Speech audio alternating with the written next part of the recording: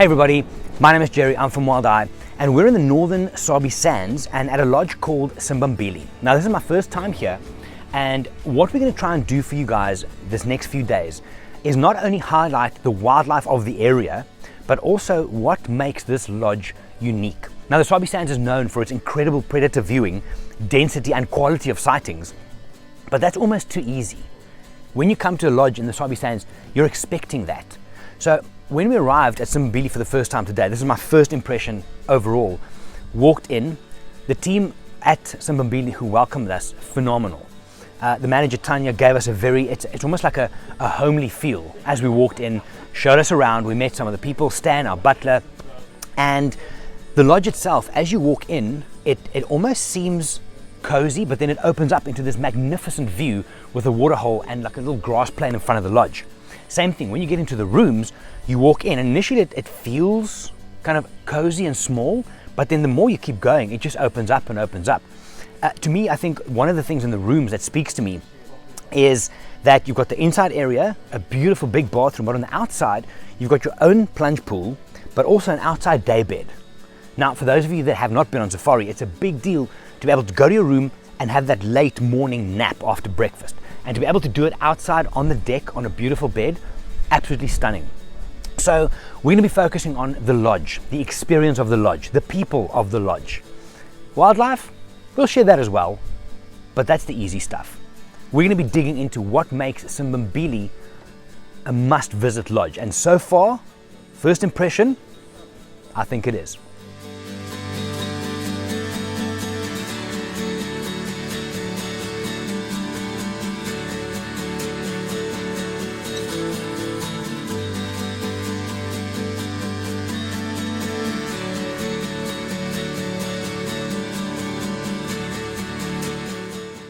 For Hatch and Katsir, we also have an interior side coming up, and I always look at how places has put things together, because fashion interior flows together so beautifully. Because you must also imagine when you're designing a garment, what is it going to live in? What's the environment going to be like around it? And I just really love how they have brought luxury to the bush, but also they kept the bush very authentic. So everywhere in the room, you still feel like you're so close to nature with all the natural things in the room. So there's lots of grass in the room, there's lots of linen in the room, all of those type of things is so well planned out. And especially, I am so obsessed with views in general. Like, I just love how the shower was placed almost to feel like it's an inside-outside shower. Yes. You're right there on the pool if you want to. And then my best, the little day bed outside is divine. So that is just great. Have you used the day bed? My first impression of the room was like, wow, the mosquito net is so stunning, but it's so big. So much of the room was covered, because the bed is so big. So much of the room was covered with the mosquito bed. In the evening, it is big. Yeah, and then when they opened it this morning, I saw, oh, okay, that's better. So that was something that I was wondering about. But if I had to change something to the place, I wouldn't really say I would. I would personally, as a designer, I love offsetting black in nature. So I think it's so beautiful because it creates so much depth to this earthy palette. So I would prefer to, or recommend, do something more as that as an interior designer side. But the rooms are so beautifully put out together. Everything is so done. And also what impressed me, one of my favorite brands are Africology, and they have the Africology spa here, and also the rooms are filled with Africology products, and that just creates luxury. All the taps are premium, they're all Hans Grover, so it's little details like that that I pick up on, which just really brings through luxury, because there's an easy way to fake luxury, and then there's real luxury, and I think this is real luxury.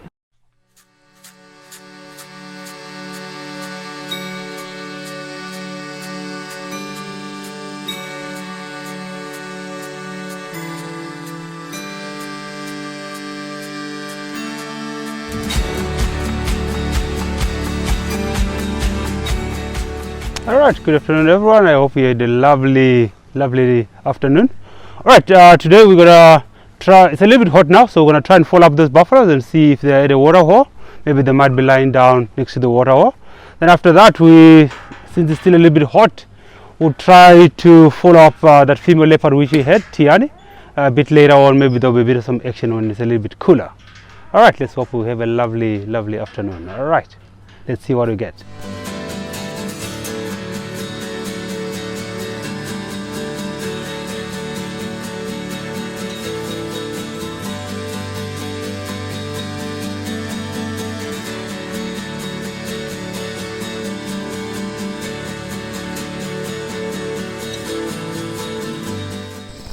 All right, so similar to the morning stops that you do on the safari, we also stop in the evenings as well.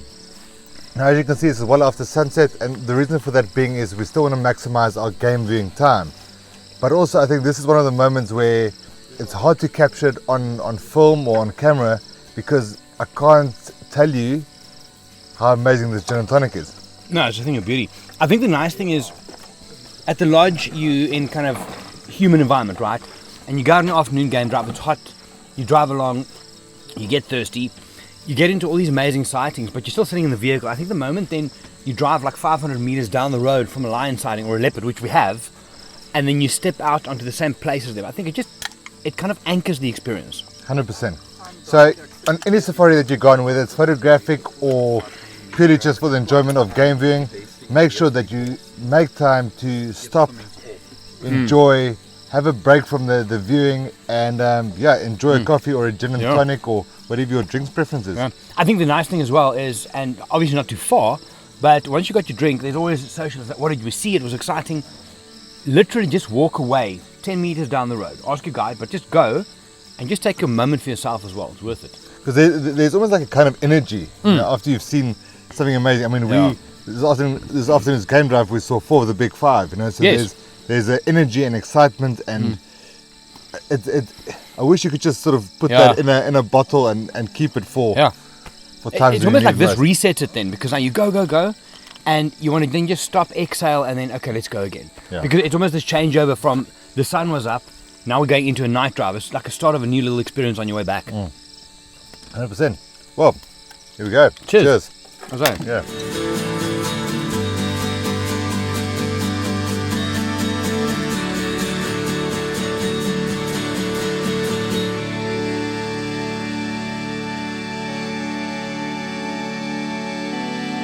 We've got beef and we've got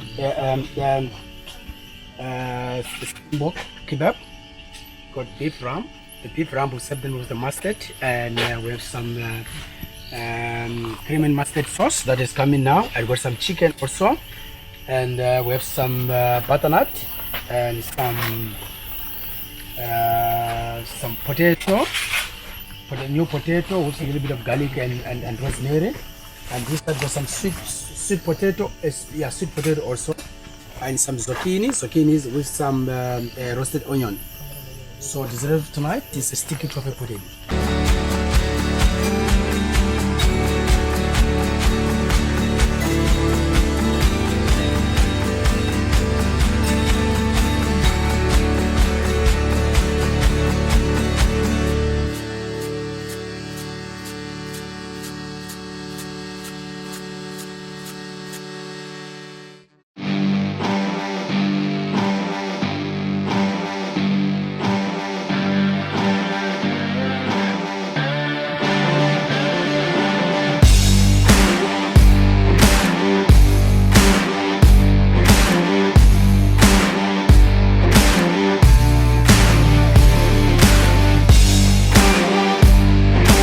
Okay, so a lot of the time people see the wildlife and a safari part as just the animals, you know, and it really is so much more than that.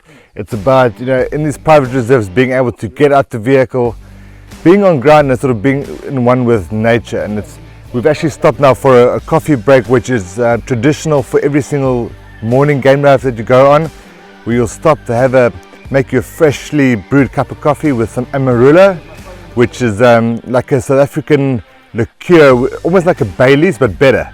And it's phenomenal to have that in the bush and to be able to stand in these surroundings and really just enjoy nature. And I think it's often these small moments that's probably the hardest to capture when you're out on safari. You know, how do you explain the smell of a gin and tonic in the evenings, or a freshly brewed cup of coffee first thing in the morning? And it's also a fantastic time just to break a bit of the safari experience. So we were sitting with a female leopard maybe about half an hour ago, and we decided we're going to have a cup of coffee now and then wait and go back to her and see if she gets moving again, maybe goes up into a tree close by. But yeah, I think it's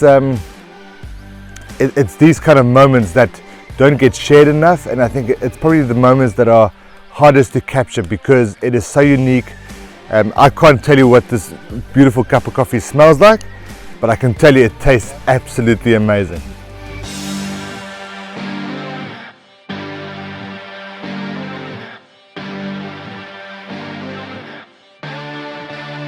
A lot of people leave here as friends, and I think that's a big plus. We have a very close. We do build up a very close bond with our guests. And there's probably at least a 50-60% return, probably more. So there's a lot of people that come back. They really love what we have here. Yeah, and definitely the location. I mean, the Northern Sabi Sanda Game Reserve is renowned for its leopard populations, but we got everything else. I mean, you guys have experienced it out there already. The game viewing is mind-blowing in this area, and that's a big draw card.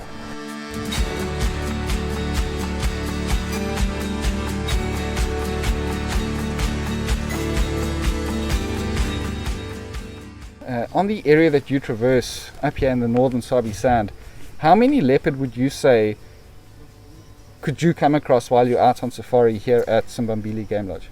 So we have our traverse is kind of split into two sections. We have our western traverse. We are situated in the west, and then we have a couple properties further to the east that we can traverse as well. I'd say altogether you're looking at least 16 at least. Yeah, that's a handful of leopard. It's a lot of leopard, yes. But we're also really lucky that at the moment, we've had a lot of cubs that have left their mothers, but they are still within their mother's territory. So we also got that amount because we've got a lot that haven't necessarily dispersed yet. So also a high concentration in a much smaller area than usual.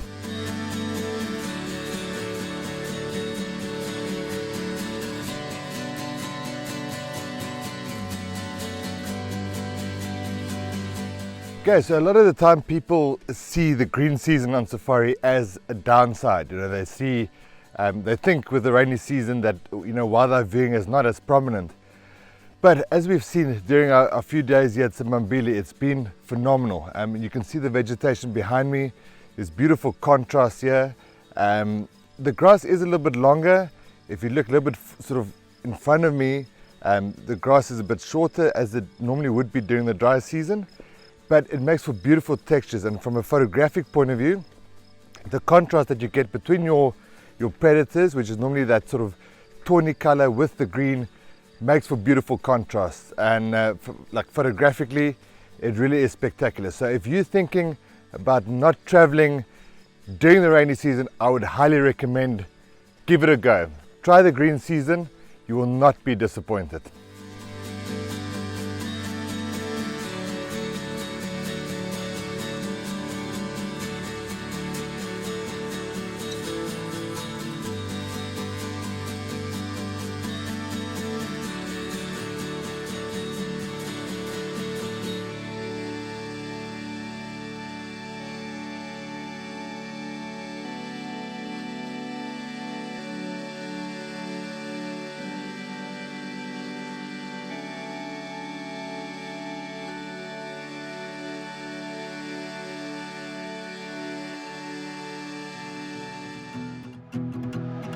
Every step, writing stories that seek to be read, taking hold of the moment as we discover every color filled with wonder. Now we finally see we got everything we need.